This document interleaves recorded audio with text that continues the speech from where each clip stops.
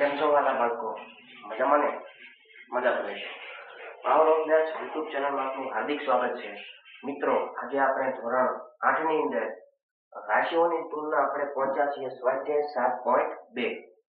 એમાં આજે આપણે જોવાનું છે ત્રીજો દાખલો અને ચોથો દાખલો. ચોથો દાખલો છે એ આપણે અગાઉ જીએસટી નો દાખલો જોઈ ગયા કે જેમાં આપણે ત્રિરાશિની રીતે ગણવો પડે. નાની રીત કહેવાય. આ દાખલો છે વળતર વાળો છે. આપણે જાણીએ છીએ વળતર એટલે ડિસ્કાઉન્ટ, એટલે કે વસ્તુની છાપેલી કિંમતમાં આપેલી છૂટ. દાખલો જોઈએ. અરુણે એક જોડી સ્કેટિંગ માટેના બૂટ 20% વળતર પર ખરીદ્યા.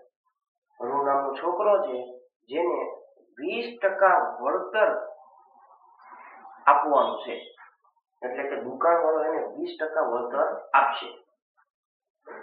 જો તેને 1600 રૂપિયા આપ્યા હોય, જો તેને 1600 રૂપિયા આપ્યા હોય એટલે કે જે રકમ હતી એની જ દેવાની, પણ એનાથી ઓછી દેવાની. કેટલા દીધા એને? 1600 રૂપિયા દીધા. કેટલા ટકા ડિસ્કાઉન્ટ મળે છે ને? 20% ડિસ્કાઉન્ટ મળે છે. એટલે કે જે નવા બૂટ લેવા જાઓ એટલે સ્ટીકર માર્યું હોય તેમાં 1600 રૂપિયા ભાવ લખેલો નથી. 1600 રૂપિયા તો એને દીધા છે, તો પહેલા કેટલા હતા એ આપણે મેળવવાનું છે. હાવ નાની રીતે છે દાખલો. તો 1600 રૂપિયામાં એને બૂટ લીધા.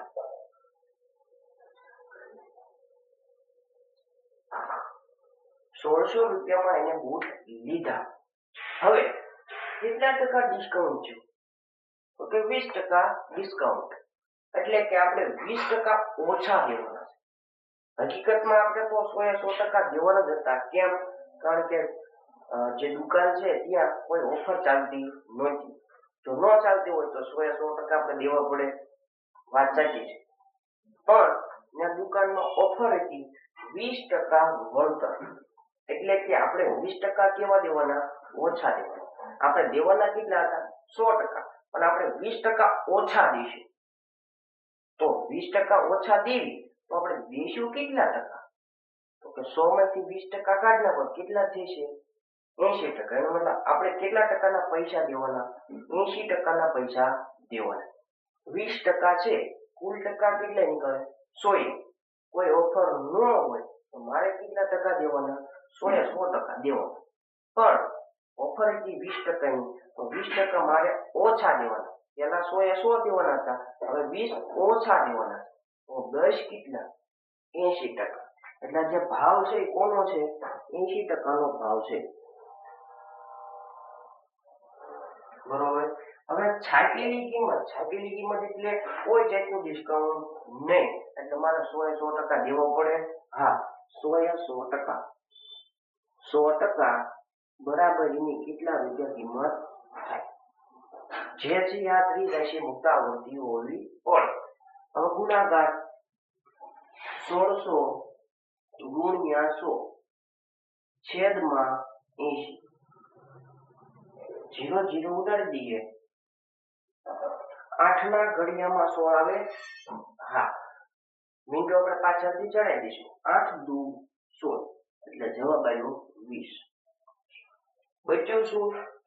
20 ગુણ્યા 100 કેટલા થયા? 2000 રૂપિયા.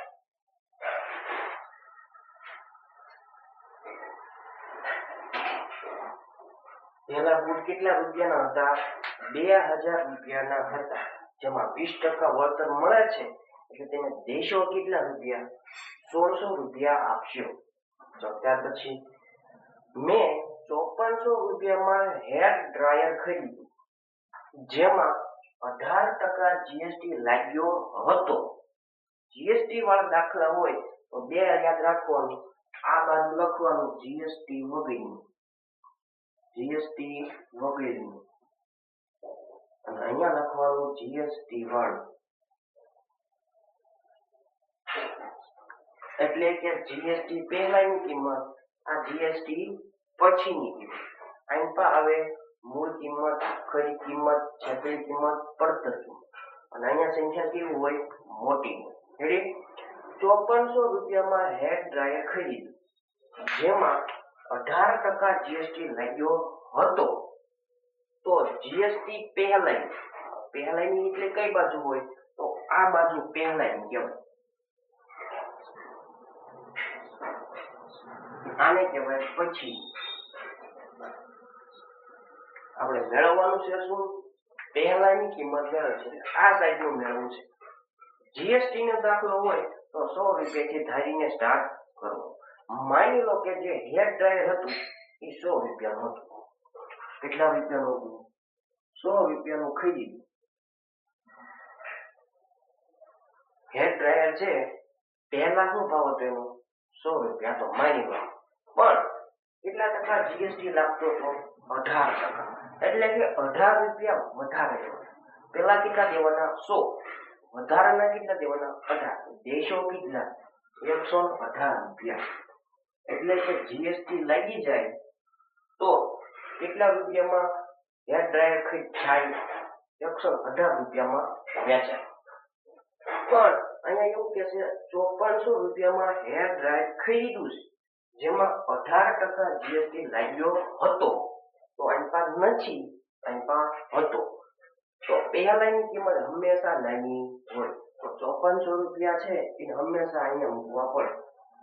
5400 રૂપિયા. કારણ કે આજે 5400 રૂપિયા છે જેમાં જીએસટી લાગેલો હતો. તો હતો કોણ બિન પાવે પછી નામ આવે, એટલે કે જીએસટી વાળામાં આવે. બરાબર? પ્રશ્નાર્થનું નિશાન. હવે ગુણાકાર 5400 ગુણ્યા 100 છેદમાં 118. હવે આપણે સાદું કરીએ. 154 છે, 118 છે, અને આપણે ભાગ કરીએ. 2 વડે ભાગી શકાય? હા. 118 ભાગ્યા 2. 2 ના ઘડિયામાં 11. 2 પંજા 10. ઉતાર્યો 9. 8. 2 ના ઘડિયામાં 18. 2 નવા 18. 18 માંથી 18 જાય તો 0. 59 દુ 118.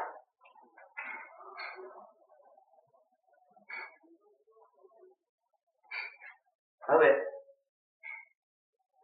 5400 ના ભાગ કરી દઈએ. 5400 છે એના 2 0 ઘડી ભૂલી જાઓ. તો 54 ના અડધા કેટલા થાય? 27. 2700 ગુણ્યા 2. 2 ઉડી જાય. ફરીથી બચ્યું લખી દઈએ. 2700 ગુણ્યા 100 છેદમાં 59. હવે 2 નો ગુણાકાર કરીને ભાગાકાર કરીએ છીએ. બરોબર? તો 2700 અને 100 નો ગુણાકાર 27 4 0 એના છેદમાં 59.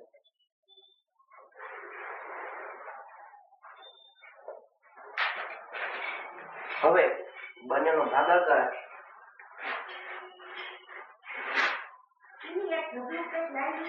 ભાગ્યા 59. હવે 59 ના ઘડિયામાં ક્યાં સુધી આપણે જઈશું? 270. તો 59 ગુણ્યા કેટલા લઈએ? 4 લઈએ. 59 ગુણ્યા 4. 4 નવા 36 નો 6 વધી આવી 3. 5 ચોક 20. 20 ને 3 23. 236 છે. હવે 236 છે, 5 લો તો વધી જશે. તો ભાગ ચાલશે 4. 236. 270 માંથી 236 બાદ કરીએ. 10 6. 10 માંથી 6 જાય તો 4. 6 માંથી 3 જાય તો 3. 2 માંથી 2 જાય તો 0. ઉતાર્યો 0. હવે 59 ના ઘડિયામાં 340. આપણે 4 તો લીધું છે, 5 લઈ લીધું. 59 ગુણ્યા 5. 5 નવા 45 વધી 4. 5 25 ને 3 29. 6 લઈએ 59 ગુણ્યા 6 6 નવા 54 વૈદ્ય 5 6 પંચા 30 30 ને 5 35 કેમ થશે 354 આવી ગયા લાવવાના છે 340 વધી ગયા તો ભાગ થાય તો 5 255 10 પછી 3 10 માં 5 જાય તો 5 3 માંથી 9 ન જાય તો 10 કો લઈએ 10 ને 3 13 13 માંથી 9 જાય 4 અને 2 માં 2 જાય તો 0 ઉતાર્યો 0 59 ના ઘડિયામાં 450 આપણે 6 લીધેલું છે હવે 7 લઈ ગઈએ 59 ગુણ્યા 7 9 સત્તા 63 વધી 6 7 પંચા 35 35 ને 6 41 લાવવાના છે 450 સાથે છે 300 ને 413 નજીકમાં છે ભાગ લઈએ સાથે 413 10 4 10 માંથી 3 જાય તો 7 4 માંથી 1 જાય તો 3 4 માં 4 જાય તો 0 ઉતાર્યો 0 59 ના ઘડિયામાં 370 આપણે કઈ ગુણાકાર કરેલો છે નજીકમાં કઈ સંખ્યા છે 6 તો ભાગ ચાલ્યો 6 354 10 6 10 માંથી 4 જાય તો 6 6 માંથી 1 5 જાય તો 1 1 માંથી 1 જાય તો 0 આપણે પોઈન્ટમાં જઈએ પોઈન્ટ વધારાનો 0 59 ના ઘડિયામાં 160 તો 59 તો છે એ તો વધી જાય છે તો 59 દુ લઈએ 59 દુ 118 હવે 59 તેરી છે ને વધી જાય છે એટલે ભાગ થાય 59 દુ બસ આપણે એટલું લખીએ 45 76.2 રૂપિયા